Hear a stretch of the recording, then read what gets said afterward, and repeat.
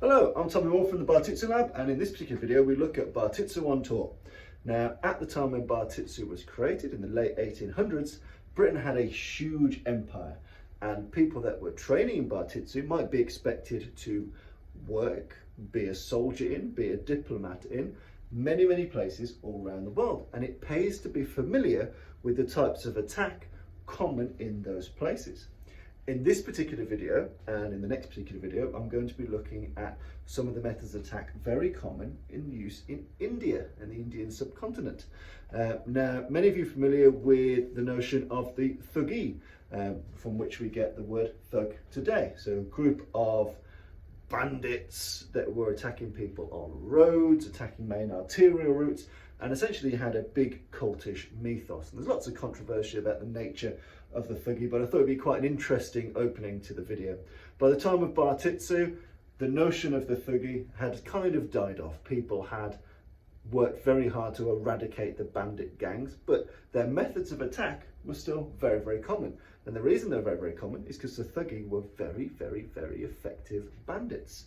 You know, they prided themselves, they had a clan-esque system, a training system, and a methodology for killing people, for attacking people, and they did it very well. And one of the main weapons that the Thuggee used was the rumal. The rumal is essentially a squared off piece of fabric which is used for elements of essentially like a quasi turban, but also for a variety of different other daily tasks. But it would be very common for people to have a rumal. Okay, as you can see, this one's relatively decorative. They come in all shapes and sizes, like so. The Thuggee were very proficient in the art of strangulation, because as all bad people know, if you can do it silently, your chances of not being caught are much greater. Your chances of doing it bloodlessly are much better for you. There's less evidence, there's less traceage, there's less mess, there's less chaos and faff. So the Thuggee really latched onto the notion of strangulation very early, and this became common after the demise of the Thuggee. It became a common method of attack all across the subcontinent, and they really worked hard to develop those methods. You know, the Thuggee were led by a jamadar, which is essentially like a clan leader. It's almost a militaristic rank. They spoke a jargon called Ramasi. So how they spoke, it was hard to decipher, hard to understand, so you couldn't gauge their intentions. They trained to work in packs and groups. So while one's strangling you, the other one's holding your legs, the others are holding your arms, making the strangulation much faster, much efficienter. So, you know, they're efficienter. I don't know why I've made up a word there, much more efficient. You know, they worked in packs, they had their own jargon, their own language, they were very well practiced. And what does that tell you? Well, it tells you that the methods of attack yesteryear used by the Thuggee and you know, the people that came after them are very similar to how people attack today, gang violence today. People speak in a way which is hard to understand, using terminology and language which for an outsider is difficult to comprehend. And whether that's in a borough of London, whether it's in Glasgow, whether it's anywhere in the world, gangs tend to develop a parlance and language which is all their own, which only they can really understand at speed. Gang signs, gang terminology, unless you're in it, keeping up to date with it is very hard to do. Being able to work efficiently as a pack, whether that's something you train or whether it's something that's innate, working together as a team to take someone or some people down is very innate to gangs and something that they really do get proficient in. And you know, gangs are lazy, criminals are lazy, they don't want to get caught, they want to do things the fastest, the easiest way. So in this particular video, I just want to take you through some of the methods used by the Thuggee using the rumal.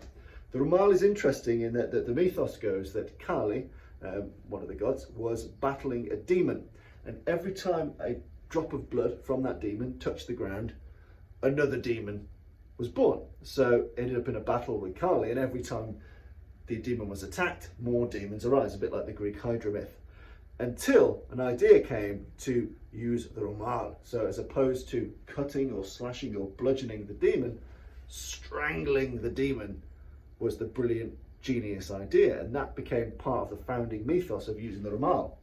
Another benefit to it is how innocuous it is. You know, it's something that for those people, it's daily life wear. And so I want to show you some of the techniques which would help you use a rumal, be aware of the rumal, and essentially it's a bit of historical fun to play with. So we'll give it a go. One of the main noted methods of using the rumal is to tie a knot in the end. So you can see I've got my square piece of fabric and all I've done is tie a normal square knot there. And some people would sew in coins, some people would use a small rock at the end, depending on your level of skill. But if you just tie a knot, you've got the mass you need to do many of the techniques with the rumal. Okay, so let's take this through. Someone that became proficient in the use of the rumal, this is something you needed to get good at if you were a Thuggee. You become a garotte, a strangler, and that's essentially a rank. That's someone that is proficient in being a Thuggee that can use their signature weapon. So if you want to be a garotte, if you want to learn the skills of the Thuggee, and if you want to be aware of them from a historical perspective, hopefully something for you.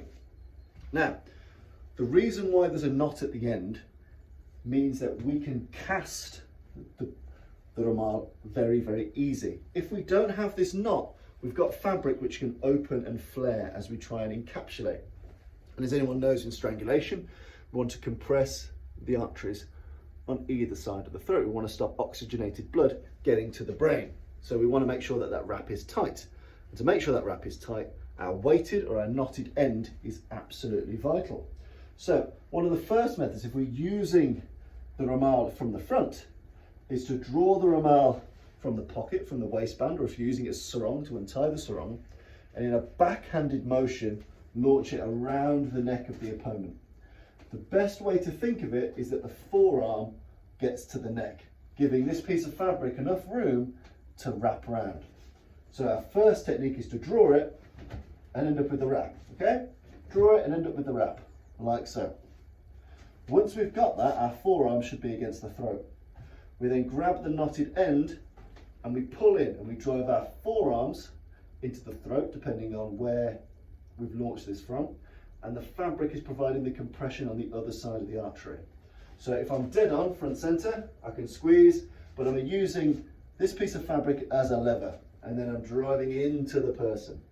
At this point, typically, Thuggees working in gangs, someone would be grabbing your legs from behind, or we'd be doing this up against a wall so that the strangulation can take effect much faster. You can maintain this, but you need to maintain forward pressure on the person. There's no point my body being far away. You need to get close and you need to turn the wrists.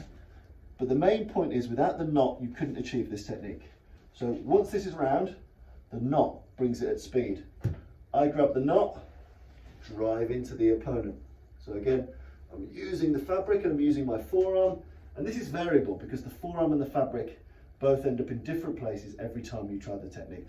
But as long as you've got hold of that knot and you're using the right body pressure, you can drive in and use the rumal to strangle. Again, this is quick fire. Off a draw, I've got the rumal around the neck.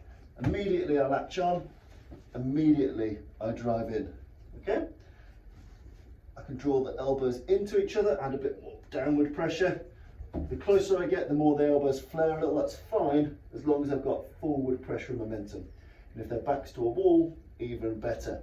So that's the front way to use the rumal. From a cross draw, from here around the neck, and strangle, okay? And the knotted end gives it the speed and whip I need to get it around the neck, allowing me to finish the technique. So technique one of using the rumal. The second technique of using the rumal is doing it from behind, okay? Now, again, with this, from the front, we used a reverse, a cross draw. From behind, all we need to do is swing it. We just need it round. Make sure you've got enough force in your swing to get the knotted end of the rumal around the neck. Once I've done that, I then turn back to back with the enemy, and I lean that enemy over my back, like so. At this point, someone would typically grab the legs of the opponent. You can complete the strangle from here if you want to, using gravity to pull down. So you pull them over your back and you strangle that way, like so. Again, in this instance, the knotted end of the rumal allows me to whip this around, pull it in tight. So once this has gone around the neck, pull your elbows in tight, then turn back to back. There's no point having flared elbows for this. The elbows go in tight. Once it's round, elbows are in tight, back to back, and draw. And you've got the strangle there. Okay? So you've got the use of the rumal from the front, which is a cross draw, the backhand, and we drive in, a bit like a cross collar choke. Use of the rumal from the back, we use a forehand swing to grab, we bring our elbows in, we turn and we choke. That's using the end knot methodology. From the side, okay, so if we're attacking from the side, I've already got the knotted end and the non-knotted end in the hand. And I punch both across, so both across the draw here, and then I aim to get a one-handed grip, like so, okay? So from the side, I sneak up, I punch this through, so both hands are well past. I seal the knot, I grab with one hand, and at that point then, with the fabric in one hand, I push hard on the side of the head. So I'm compressing this way, like so, compressing this way. And then again, someone would grab the legs and we'd be able to finish the job very, very quickly, within 5 to 10 seconds. The attack with the rumal from the side is the weakest of the attacks. You're driving through, you're collapsing, you're getting close, you're body to body, then you're pushing across. So you're driving, you're cutting off the blood that way. So from the front, it's the backhanded draw, catch and choke. From behind is the forehanded draw, elbows in, back to back. And from the side, it's punching across, getting a one-handed grip, and then applying pressure and leverage to the side of the head. And that's just one way of using the rumal, and each Thuggee sect had its own different methodology. So the corner knot here was one of the most common, or using a rock or a coin sewed into it. I'm going to remove this knot now. So another key method of using the rumal is to essentially take it and knot it in the middle. Okay, so we've got a rumal which has got a centralized knot to it. Now obviously this is much more up close and personal. Once I've got the knot in the middle, I've reduced the entire length of the fabric, so I don't have those wraparound swings at distance. I've got a smaller piece of fabric. And again, the attack to this is relatively simple. If I'm going from behind now, I need the looping technique. I loop it, the knot's in the middle of the trachea, I push my elbows in and I draw back. I can put the knee into the small of the back, my foot on the back of their knee, and you choke in that way using the knot to take the trachea while the extra fabric takes the arteries. So we're doing a choke and a strangle at the same time. From the side, we can no longer pull off the technique. So using this knot methodology, that no longer works. And from the front, we don't have enough fabric to do the knot effectively. So in reality, the central knot system only works well from behind as a choke and a strangle at the same time. The best methodology for using the rumal is the corner knot. And if you think about people traveling the Indian subcontinent at that time, the threat of attack with something like this, is a real and present danger. So in their Bartitsu mindset, or you're thinking about keeping yourself safe, it's not just keeping yourself safe in London and the localized threats that London had on offer, it's the types of threat which are everywhere around the world. So once you're aware of the types of strangle and types of technique, A, you keep an eye out for what seems like an innocuous weapon, and B, you then prepare yourself for what to do if that weapon's used against you. That's a video for another time, but if you imagine, if you know that something like this can occur and you're watching for it, your ability and proclivity to defend against it is much, much greater. So whilst it looks like a simple piece of fabric, the Thuggees murdered over 2 million people in the early 18th century. The use of this kind of ligature for attack is very, very common for the region, and all it is a simple piece of cloth. So be ready, be prepared, and have fun playing with the techniques of the Thuggee using the rumal.